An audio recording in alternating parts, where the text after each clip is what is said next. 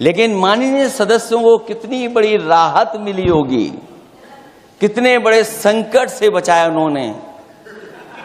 एक प्रधान जी को हटा करके प्रधानमंत्री बचा लिया आपने।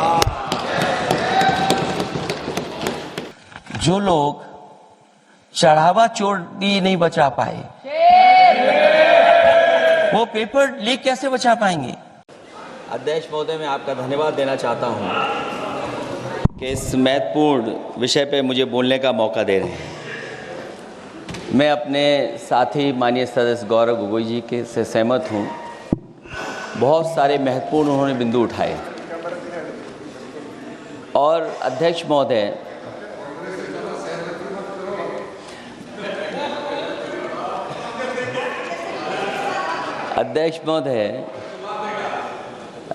मुझसे ज़्यादा मेरे रिश्ते शायद हमारे विपक्ष के लोग ज़्यादा जान रहे हैं, और जितना विपक्ष के लोग नज़र रखेंगे मैं समझता हूँ उतना रिश्ते और मजबूत हो जाएंगे।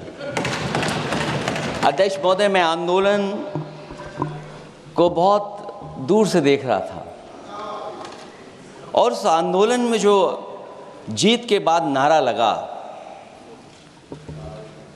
एक नारा लगा अध्यक्ष महोदय, सरकार के खिलाफ नारा लगा कि सरकार को ये अहंकार था कि सरकार झुकती नहीं है। कि जब मंत्री जी लौटे हैं, मंत्री नहीं रहे, उसके बाद सदन के बाहर उनका स्वागत किया गया।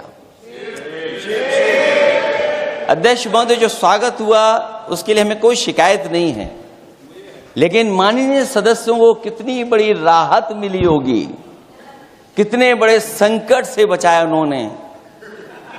एक प्रधान जी को हटा करके प्रधानमंत्री बचा लिया आपने।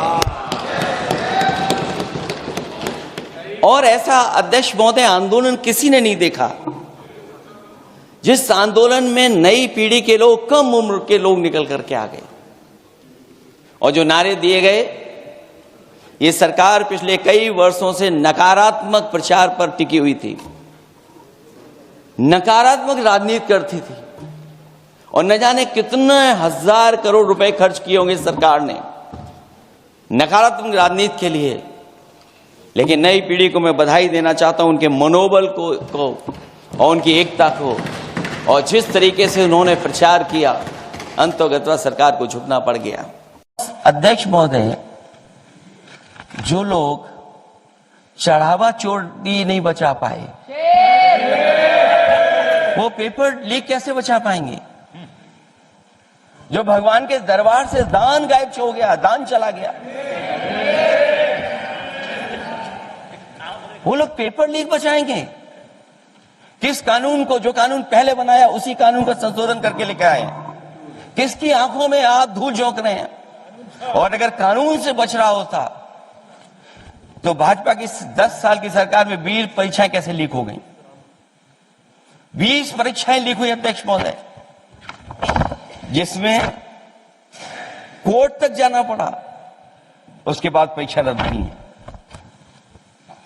दरोगा भर्ती का पेपर लीक हो गया, जूनियर इंजीनियरिंग के भर्ती का पेपर लीक हो गया, ग्राम विकास पंचायत अधिकारी का पर्चा लीक हो गया, नलकूप चालक भर्ती का, यूपी टीईटी का परीक्षा लीक हुआ, और एक बार नहीं हुआ 3 बार पेपर लीक हुआ यूपी टेट का। हाई स्कूल बोर्ड का परीक्षा लीक कर दिया, इंटरमीडिएट की बोर्ड की परीक्षा लीक हुई, इंटरमीडिएट का फिर परीक्षा का लीक हुआ, कई बार हुई। सिपाही भर्ती लीक हुई। आप सोचिए कितनी परीक्षाएं लीक हुई हैं। और नीट परीक्षा कोई पहली बार लीक नहीं हुई, दोबारा लीक हो गई, कानून बनने के बाद लीक हुई।